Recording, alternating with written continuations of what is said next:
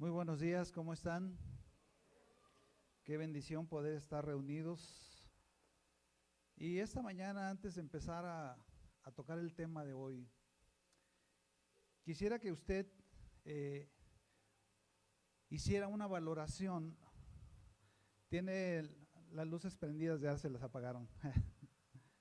De la gran bendición que tenemos nosotros de estar en y con lo único que logra tener en este planeta toda la atención, todo el amor y toda la bendición de Dios, que es su iglesia. La Biblia nos muestra, Salmo, no vamos a entrar en la palabra todavía, Salmo 34:15 dice: los ojos de Jehová están sobre los justos. ¿Quiénes son los justos? La iglesia, nosotros. Y sus oídos atentos al clamor de ellos. Ahí en Génesis 28, cuando Jacob iba huyendo de Esaú, dice la Biblia que él se durmió y tuvo un sueño, y en ese sueño tuvo una visión que había una escalera que tocaba la tierra y tocaba el cielo, y había ángeles de Dios que subían y bajaban. Ese era un sueño de lo que iba a ser la iglesia el día de hoy. Cuando despertó Jacob, dijo que ese lugar era dos cosas. ¿Se acuerdan que eran dos cosas? Casa de Dios y puerta del cielo. Este lugar es la casa de Dios y la puerta del cielo. Hay una escalera. Jesús dijo en Juan 1:51, le dijo a Natanael, cuando Jacob vio la visión, Jehová estaba en la parte de arriba, pero cuando Jesús en Juan 1:51 acuerda de eso, dice que él ahora estaba en la tierra. Y ¿sabe una cosa? El Señor Jesucristo dijo: donde dos o tres estén congregados en mi nombre, yo voy a estar en medio de ellos. Esta mañana nosotros estamos en este lugar reunidos en el nombre de Jesús, y el Señor está aquí esta mañana. Denle un aplauso al Señor. Denle un aplauso al Señor y dele gracias a Dios, porque Él está esta mañana aquí con nosotros. Él está en este lugar y nosotros podemos gozarnos y deleitarnos en su presencia. Gracias, Señor, porque podemos estar reunidos en tu nombre, porque somos tu iglesia, Señor, y es lo que más valoras en esta tierra. Es lo que tiene toda tu atención, todo tu amor y toda tu bendición, y lo único que va a sobrevivir a la eternidad, porque vamos a morar contigo por la eternidad. Gracias te damos. Invocamos tu nombre y tu presencia, Señor, y que esta palabra sea de edificación y bendición para nuestras vidas. En el nombre de Jesús. Amén. Recordando, la semana pasada estamos hablando de la serie La Gran Comisión. Llevamos el quinto mensaje de esta serie. Y recordando un poquito para que no se nos olvide, la semana pasada tocamos el tema de las tres marcas de un discípulo de Jesús. Las tres marcas, las tres señales, las tres evidencias que una persona que dice que conoce a Jesús y le sigue debe tener. En primer lugar, dijimos que era uno que oye y responde al llamado de Dios. ¿Cuántos han oído y respondido al llamado de Dios? Levante su mano. Dele gracias a Dios por esto. Otra marca dijimos que es uno que asume el compromiso de continuar la obra que nuestro Señor comenzó en la tierra, y esa es la gran comisión. Un discípulo genuino asume una responsabilidad delante de Dios y la cumple, ¿verdad? Recuerde que Dios no hace nada hasta que alguien asume el compromiso. Dios no empieza una obra, Dios no empieza un ministerio, Dios no salva a la gente hasta que alguien asume ese compromiso delante de Dios. Y en tercer lugar, dijimos que otra de las señales de un discípulo de Jesús es que es uno que entiende que su prioridad principal en la vida no es servir, no es ofrendar, no es construir, no. Su prioridad número uno es estar con Él. Estar con Él. Esta mañana antes de estar aquí yo tuve que estar, yo estuve más bien con el Señor. Porque si no que compartimos, si no que hablamos, si no tenemos una comunión con Él. Y ese es el deseo de nuestro corazón, llegar a ser una iglesia que tiene esa comunión con Dios personal. Cada uno de nosotros se llama el lugar secreto. Mateo 6:6 dice que cuando entres a tu aposento, cierra la puerta y ahí tu Padre que te ve en lo secreto y te va a recompensar en público. ¿Verdad? Dios quiere que nosotros seamos de esa clase de discípulos que pasan tiempo con el Señor antes de hacer cualquier cosa, antes de iniciar el trabajo, las labores de la casa, las vueltas del día. Tenemos que estar con Él, disfrutar ese tiempo, porque es lo que le va a dar bendición a nuestro día. Y también la semana pasada recordamos en Mateo 28, 19 y 20 que Jesús les dijo: vayan y hagan discípulos a todas las naciones, y les da 3 requisitos o 3 pasos de obediencia que debe cumplir un verdadero discípulo de Jesús. Número 1, dice: bautícenlos. Un discípulo genuino es uno que se bautiza, ¿verdad? En Hechos 8:36 dice la Biblia que Felipe iba con un eunuco, que el Espíritu Santo guió a Felipe, ¿verdad? Y lo llevó y platica con este hombre que iba a Gaza, era un funcionario que no era judío, ¿verdad? Le comparte la palabra y el eunuco etíope le dice a Felipe: ¿qué impide que yo sea bautizado? Un discípulo de Jesús obedece en el bautismo. Segundo, dice: enseñen, le dice el Señor Jesús.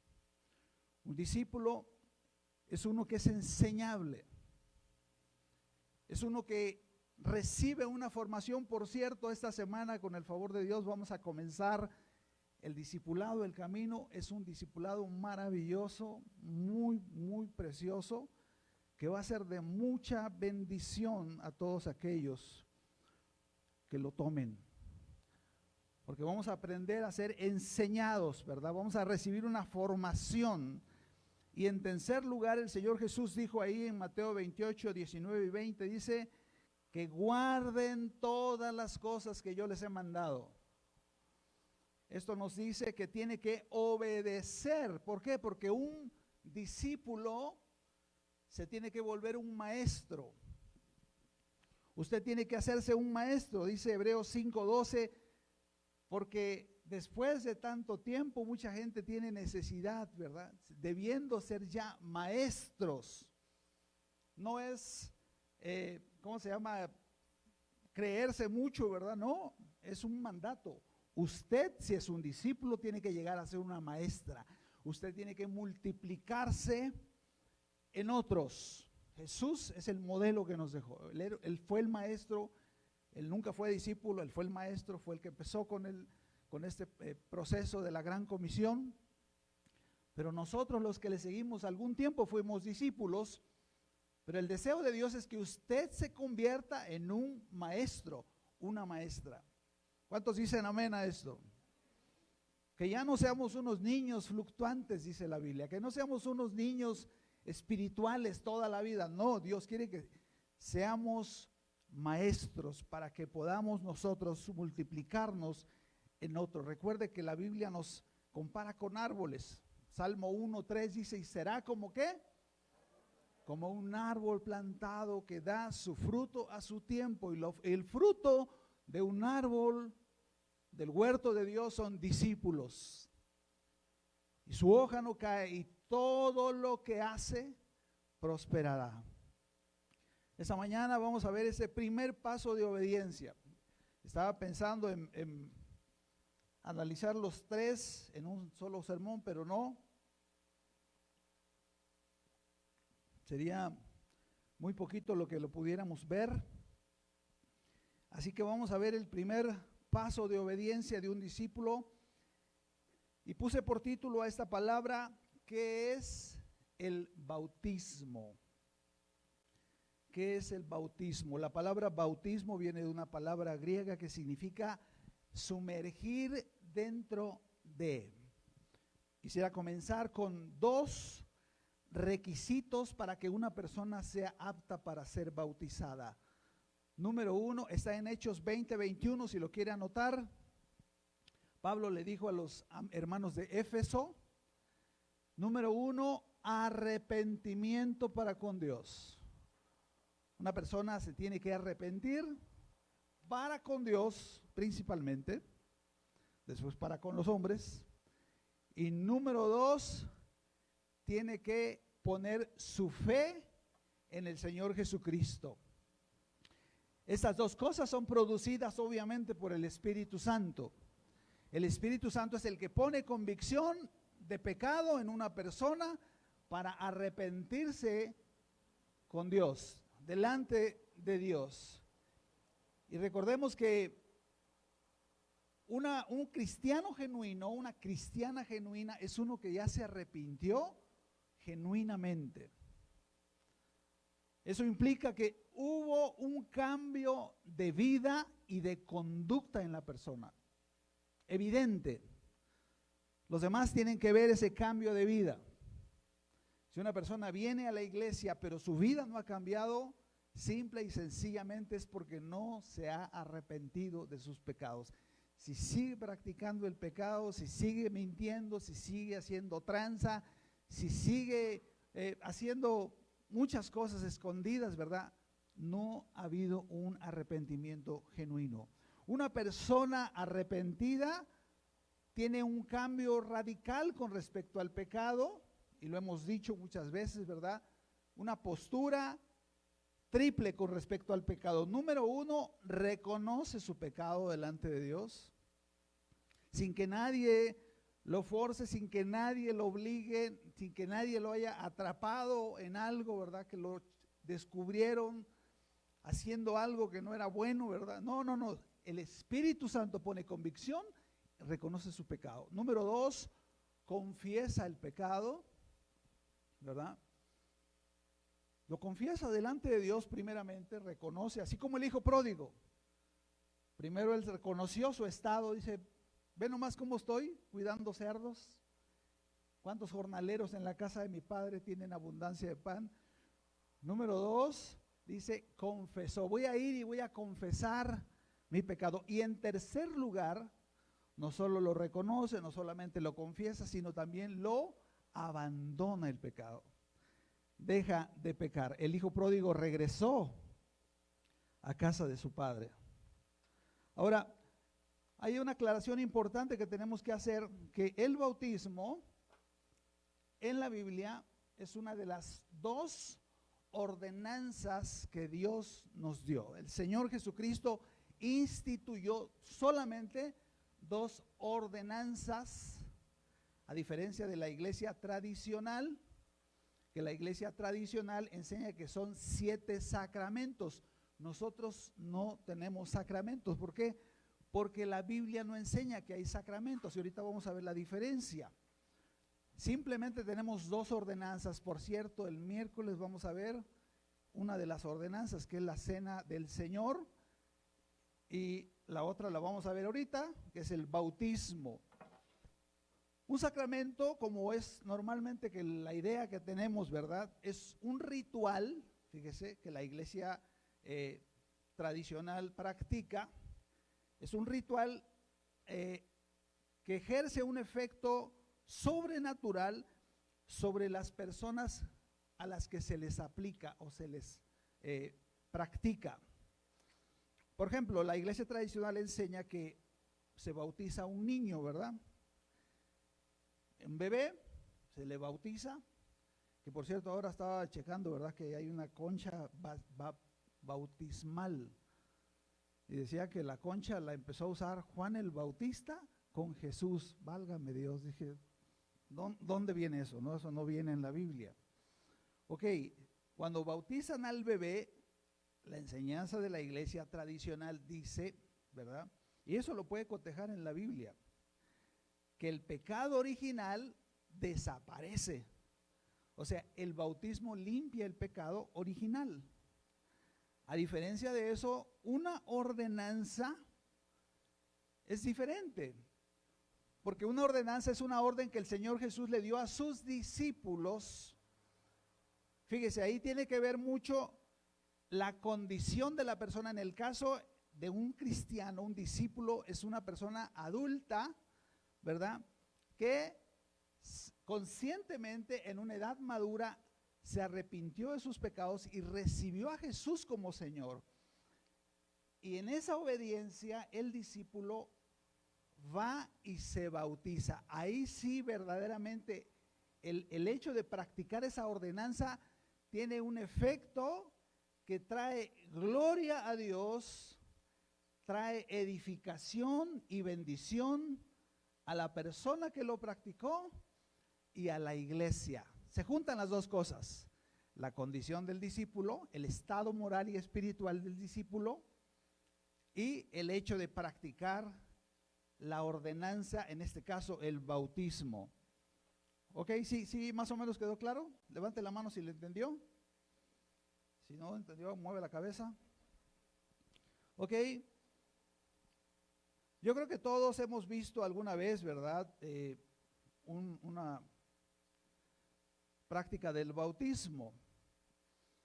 Y cuando estudiamos y analizamos el bautismo nos damos cuenta que es algo maravilloso, tiene mucho sentido esta ordenanza que Jesús dio a sus discípulos: bautícenlos, porque el bautismo es la representación visible de las cosas invisibles que sucedieron en el mundo espiritual el día de nuestra salvación. O sea, lo clarifica muy bien, ¿verdad? El acto del bautismo. ¿Cuántos se han presenciado un acto de bautismo como adultos? Pues ya la mayoría, ¿verdad? Y quiero comentarles dos cosas poderosas que sucedieron el día de nuestra salvación, que fíjese, no fueron visibles al ojo humano, excepto a los ojos de Dios.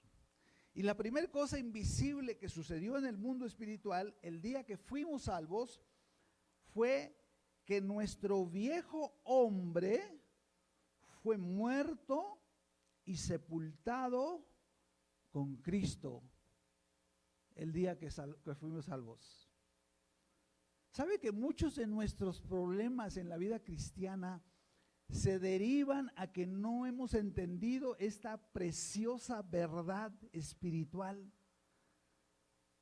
Que nuestro viejo hombre, la vieja mujer chismosa, ¿verdad? Envidiosa, o el viejo hombre lujurioso, el viejo hombre mentiroso, el viejo hombre borracho, ¿qué le pasó el día que fuimos salvos? Murió. Se murió. Busque por favor Romanos capítulo 6, versículo 6. Romanos 6:6. Lea así con deleite este pasaje, porque si el Señor le habla en este pasaje esta mañana, con eso ya valió la pena la predicación. Fíjese lo que dice Romanos 6:6 y 7. Sabiendo esto o entendiendo esto, que nuestro viejo hombre, ¿cuántos entienden lo que es el viejo hombre? La persona fea que éramos antes de conocer a Cristo, ¿verdad? Nuestro viejo hombre, ¿qué fue? crucificado juntamente con Cristo, para que el cuerpo del pecado sea destruido, a fin de que no sirvamos más al pecado. Porque el que ha muerto ha sido justificado del pecado, porque ha muerto en el pasado, el día que nacimos de nuevo. El que ha muerto fue justificado del pecado. Y nos vamos al Romanos 6:3. ¿Qué dice?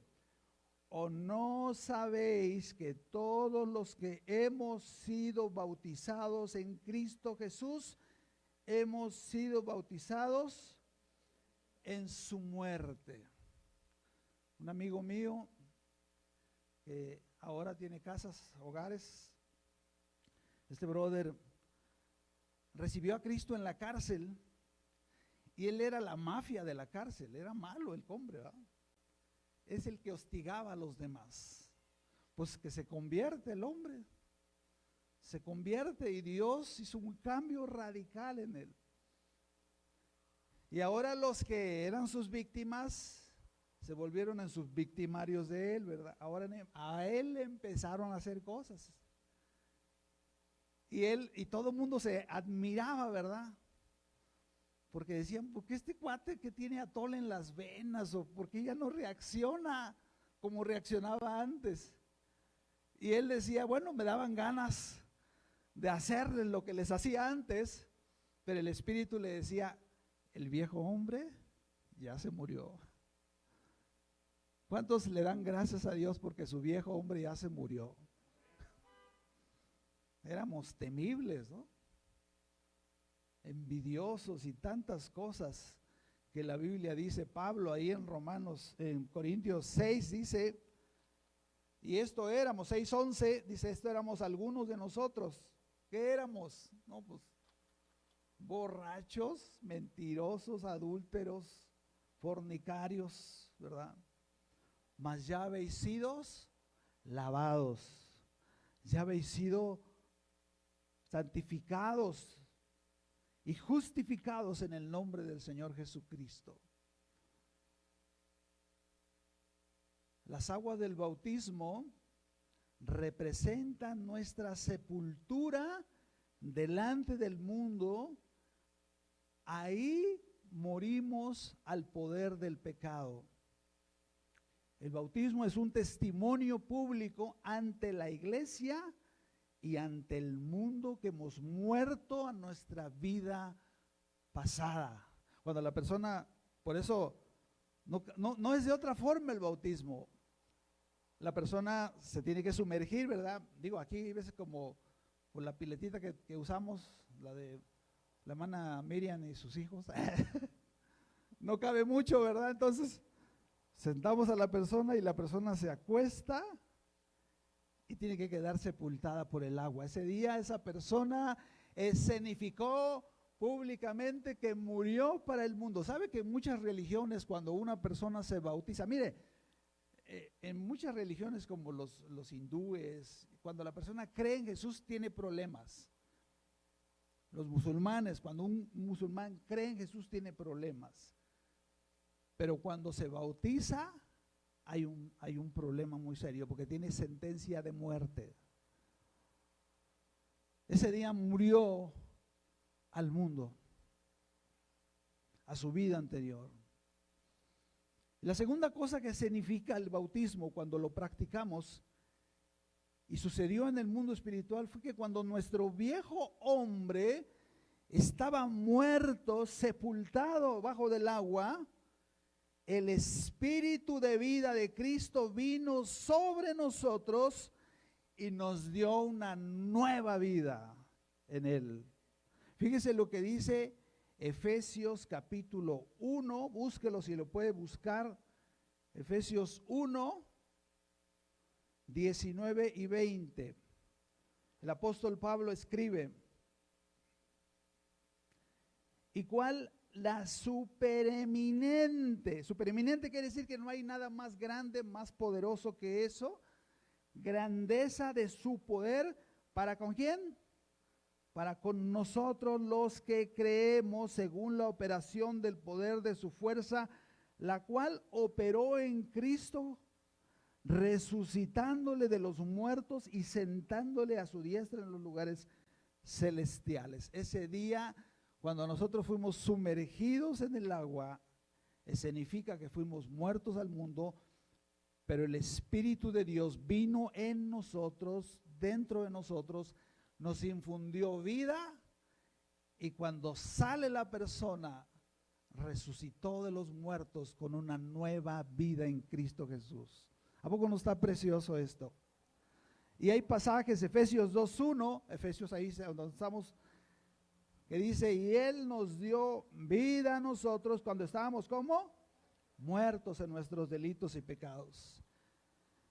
Pasaje muy conocido, 2 de Corintios 5:17.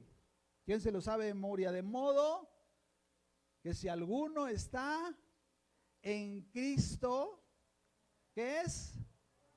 Una nueva criatura. Eso es lo que tú eres, hermano, hermana. Eso es lo que tú eres, una nueva criatura. Tienes que creerlo y vivir conforme a eso. Una nueva criatura, una nueva creación que ahora vive para Dios, que ahora tiene el Espíritu de Dios. Y el pasaje de oro para esta enseñanza, para esta verdad, Gálatas 2:20. Son pasajes que nos debemos de saber de memoria. Dice Pablo, con Cristo estoy juntamente crucificado. Con Cristo fui juntamente crucificado. Y ya no vivo yo, mas vive Cristo en mí. Y lo que ahora vivo en la carne, lo vivo en la fe del Hijo de Dios, el cual me amó y se entregó a sí mismo por mí. Aleluya. ¿No le da gracias a Dios? Dele un aplauso al Señor.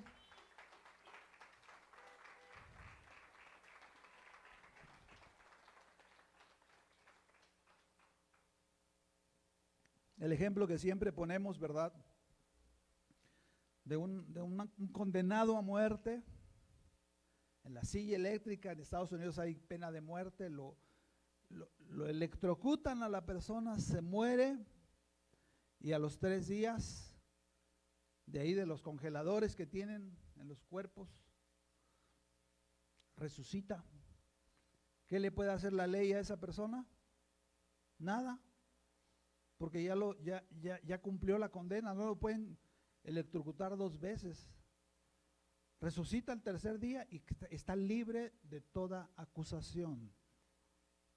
¿Sabe que cuando Cristo murió en la cruz, íbamos en las entrañas de Jesús? Nosotros fuimos crucificados con Él. Cuando Cristo fue sepultado en la tumba, nosotros fuimos sepultados con Él. Pero cuando Cristo, por el Espíritu de Dios, resucitó, nosotros ahora tenemos vida nueva, resucitamos con Él. Dice Romanos 8:1, ninguna condenación hay para los que están en Cristo Jesús. Aleluya. Ninguna condenación. Somos libres de toda condenación. Aleluya. Gracias a Dios, ¿verdad? Porque ahora somos perdonados. ¿Ok? Nosotros tenemos que entender que el bautismo tiene muchos simbolismos muy preciosos, ¿verdad? Y podemos comparar el acto de bautizarse o bautizarnos, perdón, con el casamiento. Fíjese, hay personas que pueden vivir juntas sin casarse, en unión libre. Están incompletas, no tienen la bendición de Dios. Una persona que vive con otra sin casarse y no se quiere casar y no se quiere comprometer, o sea, no se quiere casar porque no se quiere comprometer, ¿qué mensaje le está dando a la persona que vive con él o que vive con ella? No eres lo suficientemente importante para mí para comprometerme contigo para toda la vida. Qué gacho, ¿verdad? ¿Cómo se llama eso? La Biblia le llama cobardía. Esta semana veíamos en Apocalipsis, en el estudio 21:8, cuál es el destino de los cobardes, de los que no asumen compromisos delante de Dios, porque fuimos creados a imagen y semejanza de Dios y tenemos esa facultad de asumir compromisos. El lago de fuego, dice la Biblia, ¿verdad?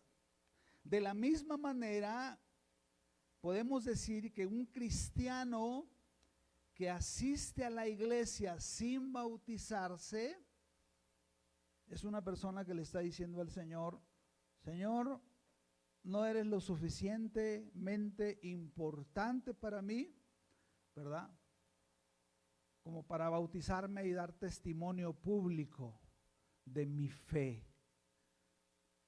Ahora, una persona, yo he escuchado argumentos que dicen, ¿verdad?, es que como pues yo no soy hipócrita y no quiero fallarle a Dios, ¿verdad? ¿Cuántos nos hemos bautizado y le hemos fallado a Dios? ¿Cuántos nos hemos casado, verdad? Porque, digo, es como decir, yo no me quiero casar porque no quiero fallarle a mi esposa. Uy, yo le he fallado un montón de veces. Hay que les cuente la pastora, ¿verdad? Pero ¿sabe qué? Los que hemos sido bautizados y los que nos hemos casado, no somos hipócritas. Somos seres humanos frágiles, débiles, con una gran posibilidad de fallarle a Dios, a nuestro cónyuge, ¿verdad?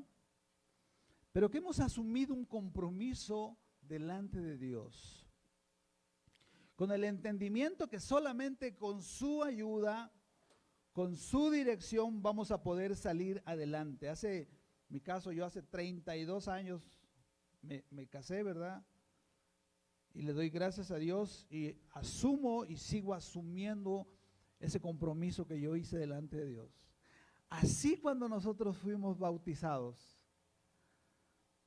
nosotros asumimos un compromiso con Dios que tenemos que recordar todos los días, si es posible.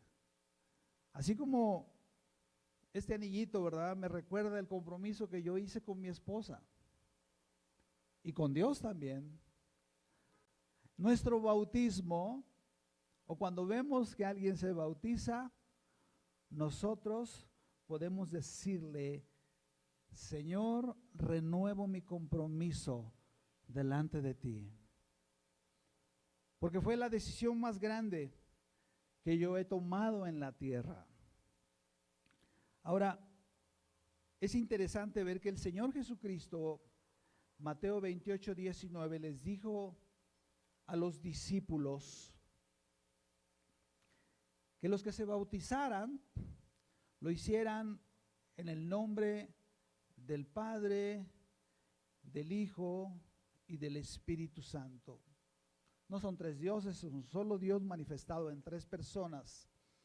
Pero al hacerlo así, esta palabra, bautizarlo en el nombre de las tres personas de la Trinidad, escuche bien, es una declaración legal de propiedad.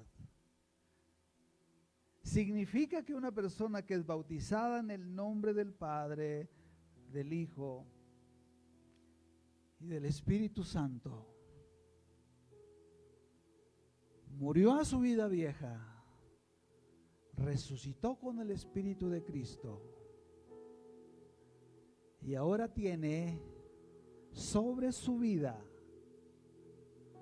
todo el amor y la bendición de Dios, el Padre, en la tierra.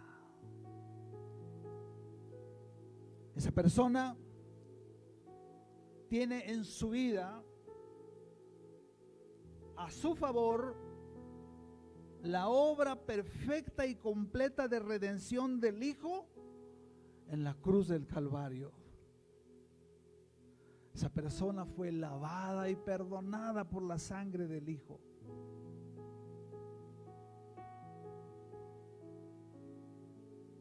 Y significa que ahora esa persona tiene la vida y el poder regenerador del Espíritu Santo operando en su persona. Y que ahora le pertenece a Dios. ¿Por qué? Porque ha sido adoptado como hijo, como hija de Dios. Y lo que le pase a esa persona está en las manos absolutas, poderosas, soberanas de Dios. Ahora vive bajo su protección amorosa y paternal. Y esa persona va a vivir una vida de aquí en adelante para amar, conocer y servir al Dios que lo adoptó como su hijo por la eternidad. Si esta mañana tú ya te bautizaste, esta palabra es para ti. Para que ahí donde estés tú alabes a Dios y le des gracias, bendigas su nombre por darte el privilegio, por darnos el privilegio de ser parte de su iglesia, porque el bautismo es la puerta de entrada al discipulado y es la puerta de entrada a la comunión de la iglesia también. Una persona que se bautiza pasa a ser parte de la iglesia, en este caso la iglesia local de este lugar. Pasa a ser parte de ese cuerpo de Cristo. Una persona que se bautiza, ¿verdad?, está dando un testimonio público delante de Dios. Ahora, si tú no te has bautizado, esta palabra es para ti. Es una palabra de amor de parte de Dios para tu vida. Tal vez es una palabra que nos ha confrontado, está bien, es obra del Espíritu Santo, que quiere que tú decidas definir tu vida, ¿verdad? No podemos vivir esta vida sin definirnos a dónde vamos y qué queremos, hacia dónde nos dirigimos. Hay dos destinos, el cielo y el infierno, solamente, no hay tres destinos. Así que esta mañana el Espíritu Santo nos está hablando y convenciendo para que tomemos esa preciosa, gloriosa decisión de hacerlo y obedecerlo. Y si tal vez una persona ya se bautizó pero había olvidado, se había desconectado de Dios, hoy es el día de decirle: Padre, gracias, gracias Señor, porque me recuerda cuán grande y gloriosa fue la obra que tú hiciste el día que yo fui salvo. Y me recuerda el compromiso que yo alguna vez asumí contigo, Señor. Hoy lo recuerdo y lo vuelvo a asumir. Si es así, ¿por qué no te pones de pie cualquiera de las tres partes? Si tú quieres honrar a Dios, bendecir a Dios, ahí donde estás, levántate en forma individual, en forma personal. No lo hagas porque otros lo hacen. Es Dios hablando tu vida, es el Espíritu Santo hablando a tu corazón. Y dile: gracias, Señor, con tus palabras. Dale gracias. Oh, Señor, te damos gracias por habernos escogido, Señor. Desde antes de la fundación del mundo, Dios, nos escogiste para que fuésemos santos y sin mancha, Señor. Esta mañana te damos gracias. Gracias, Señor, por el privilegio de ser parte de tu iglesia. Gracias, Señor, te alabamos, te bendecimos. Llénanos de tu espíritu y guíanos a cumplir con esa gran comisión, Señor, a ir con otros que no te conocen y llevarles la palabra, Señor. Oramos en esta hora por aquellos que el Espíritu Santo va a poner en nuestra conciencia, en nuestro corazón. No los ignoremos. Si el Espíritu Santo pone a alguien, vamos a asumir ese compromiso de orar por ellos, de orar por ellas. Esta mañana el Espíritu Santo nos está revelando, nos está poniendo a la memoria los nombres, los rostros de personas que no conocen al Señor, y para que nosotros vayamos y les llevemos la bendita palabra de vida que puede cambiar sus vidas, así como lo cambió a nosotros. Gracias, Señor, por tu iglesia. Bendícela, Señor, y gracias por este tiempo que pudimos estar reunidos en tu nombre. Bendice a tu iglesia donde quiera que vayas, Señor. Que tu presencia y tu bendición sean sobre nosotros, Señor. Tu provisión, tu cuidado, tu protección. En el nombre de Jesús, sea sobre tu iglesia. Amén, amén. Denle un aplauso al Señor. Señor le bendiga. Voltee con el que está a su lado y salúdelo, así dele una sonrisita, aunque sea así de lejecitos. Señor los bendiga y los guarde.